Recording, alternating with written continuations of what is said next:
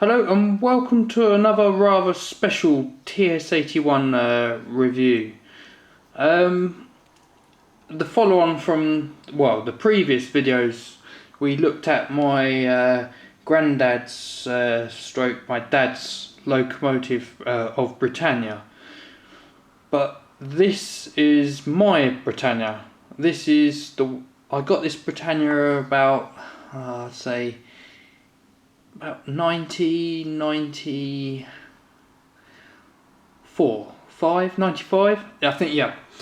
I purchased this Britannia in about 95.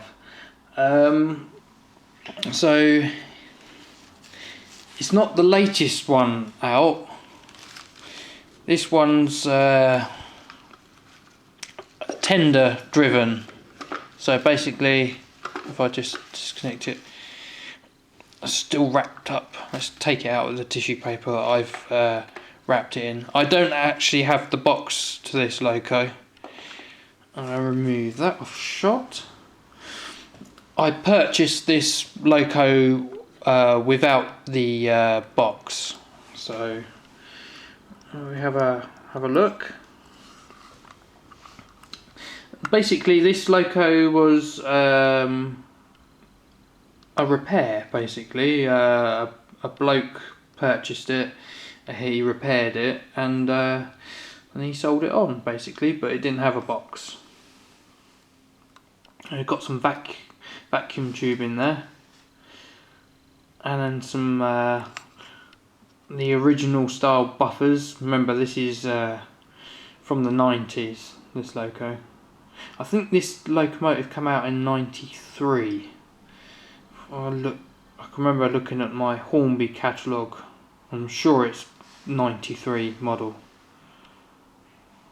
Yeah, moulded smoke, moulded dart on the smoke box there.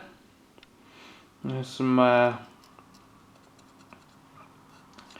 metal railing there, and it looks like a lamp hook up the top, but it's all moulded. It's all moulded detail. Smoke deflectors. There's no metal handrail on the smoke deflectors. That's moulded again, but painted white. I mean, it's nice.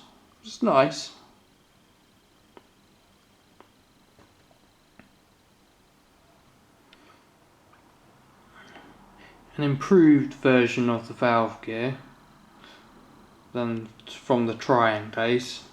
So it's basically still same body, but it's just basically been improved. And you've got some metal handrails going across here, which is nice. The boiler bands are there. And we've got the whistle on the other side. I have to turn it there on the other side. Safety valves there. Still all moulded details on this. Obviously you can spin, no Loco drive, this is tender driven. Let's have a look. Obviously I'll point out the obvious, it's four wheels at the front, 6 main driving wheels, and 2 at the back.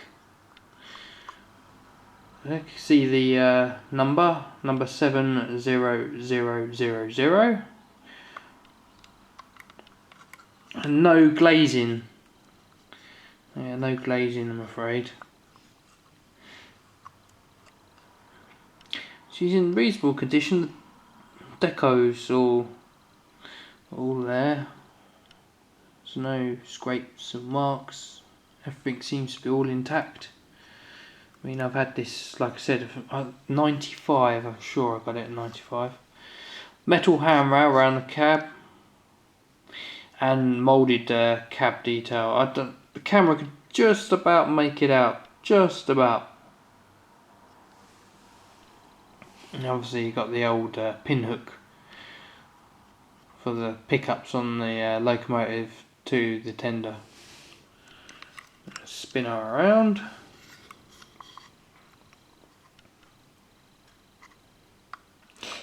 I think what was wrong with this Loco originally was missing this rear truck here. And I think this is the replacement. Though the colour looks a bit different. That's the only thing. It's not faded, it's been like that ever since I got her.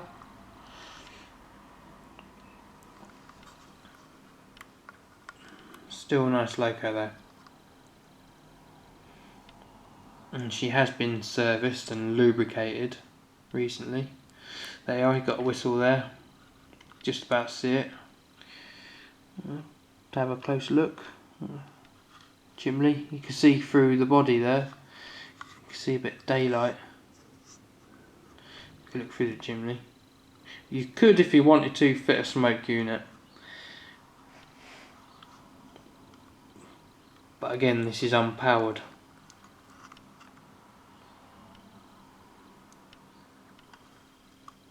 But pretty nice in its day.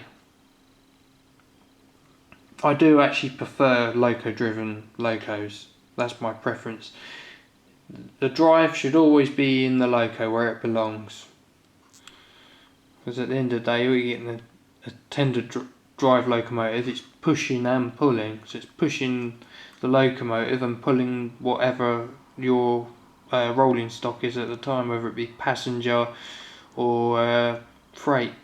Goods, really. I say goods. Freight. Freight's more of an American term.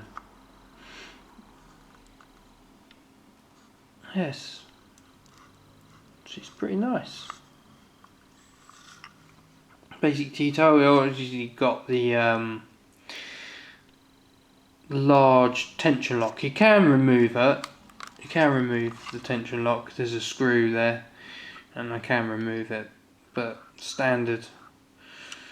Before the days of NEM pockets.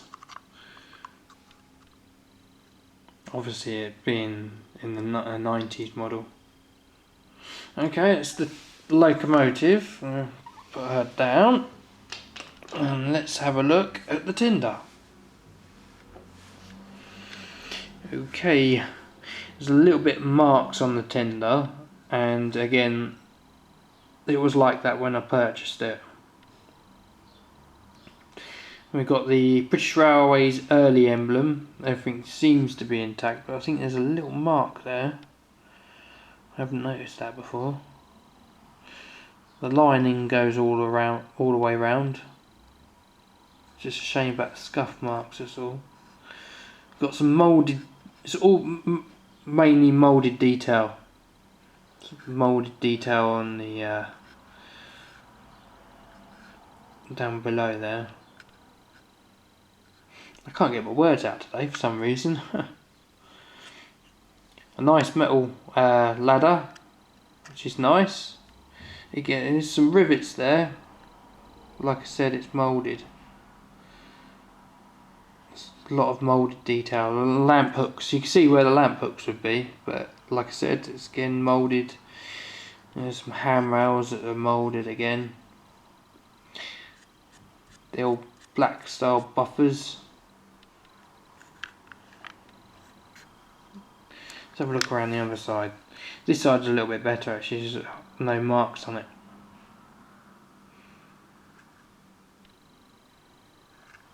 Have a look on top. Water filler there. Plastic coal which you can't remove. But this is, like I said, this is a tender driven Loco. So inside here is a medium size ring-filled motor. And I think it'll be a 3-pole. Yeah, it'll be pretty sure it'll be a 3-pole ring-filled motor in there. Have a look at the bottom.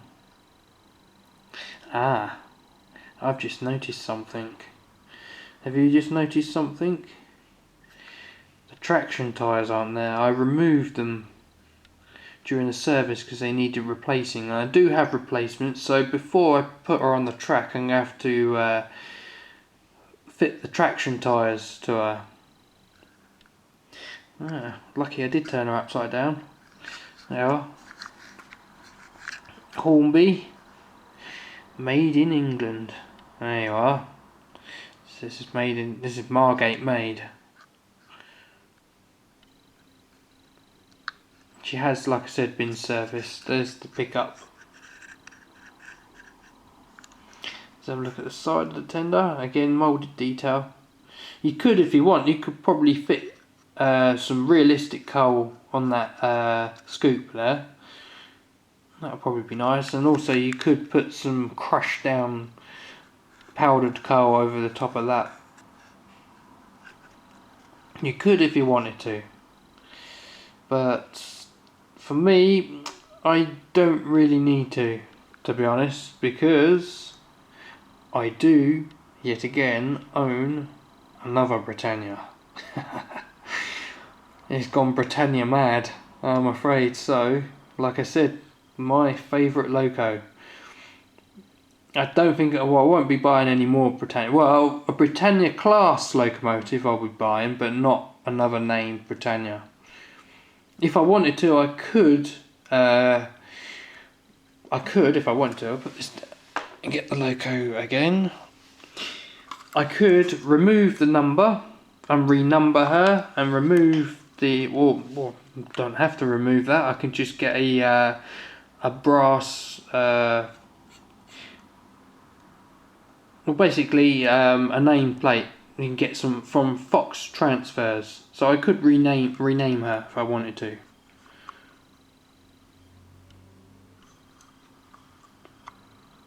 So yeah, that's what I could do. Anyway, that's enough talking for now. I think I should get a little bit of a closer look and put her on the track and see how she runs. But before I do that, I've got to fit the traction tyres, like I said, to the bottom of the tender. You can see the grooves. The camera might be able to make it out. You can see the grooves where the traction tyres would sit. I don't like traction tyres, they're a nightmare. They collect dirt and they spread dirt around your layout. They're really annoying. I'm so glad that Hornby have moved on from ring-filled motors in the Loco, and in the tender I mean, and put the motor back in the Locomotive. I'm so glad they've done that. Although, yeah, it was pretty cheap to construct and maintain. There's probably reasons why they did it. And it did the job during the day. My grubby fingers on the Loco. But anyway, like I said, I'll fit her with some traction tyres and then see how she runs. So bear with me and I'll see you at the trackside. Okay, we can have a little bit of a close look at her. I'm just moving the camera slightly, sorry about it juddering. But as you can see, she's pretty good. I do like her. She's sorry about the movement of the camera. I'm just still getting used to seeing how this all comes out. But yeah, pretty good. I'll have a look at her tender again. As I said, it's all mainly moulded details, but it's all there. I'll probably move the tender out of the way. Let's have a look in the cab. There we go. Like I said, all moulded. I suppose you could go along with the paintbrush inside there and depict out all the details. I know some people do. It can be done. Okay, let's place her back. Have a look at the smoke box again with the smoke deflectors on the side. As you can see, like I said, the deflectors, smoke deflectors, are moulded and they have a moulded handrail going around them, which it is acceptable, but it would have been better if there was a metal handrail going around there. Like I said, you've got metal handrail on the smoke box, and up the top, look, a moulded lamp hook, and the moulded smoke box dart on the smoke box door, and that's all moulded. But still, like I said, during its day, it's pretty acceptable. And you can see the in this shot we can see the whistle, which is like turned brass, which is a nice feature. The Triang Britannia does have this, exactly the same thing. But what we don't get on the Triang Britannia, the Triang version, is the metal handrails. And on this one we do. The metal handrails all along the length of the smoke box and the boiler.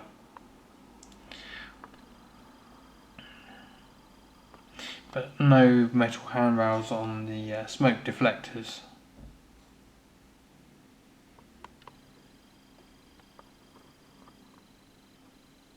Pretty nice. On the other side we can see metal handrails go along the length of the boiler again,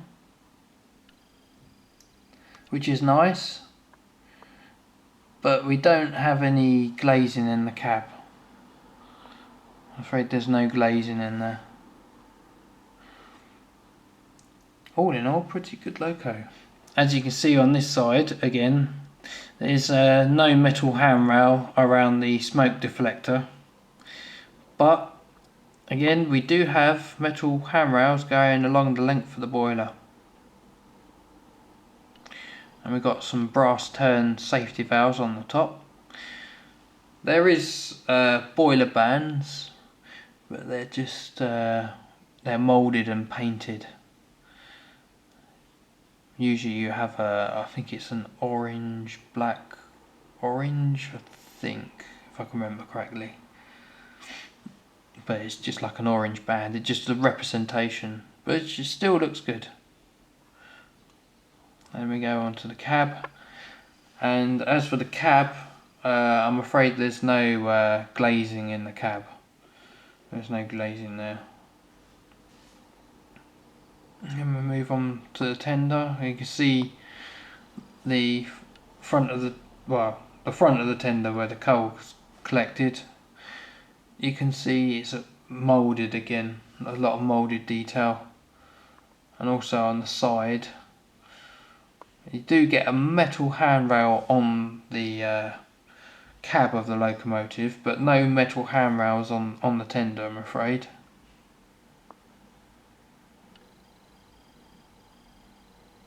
Moulded coal on the top of the tender, and British Railways early emblem. All in all, pretty good.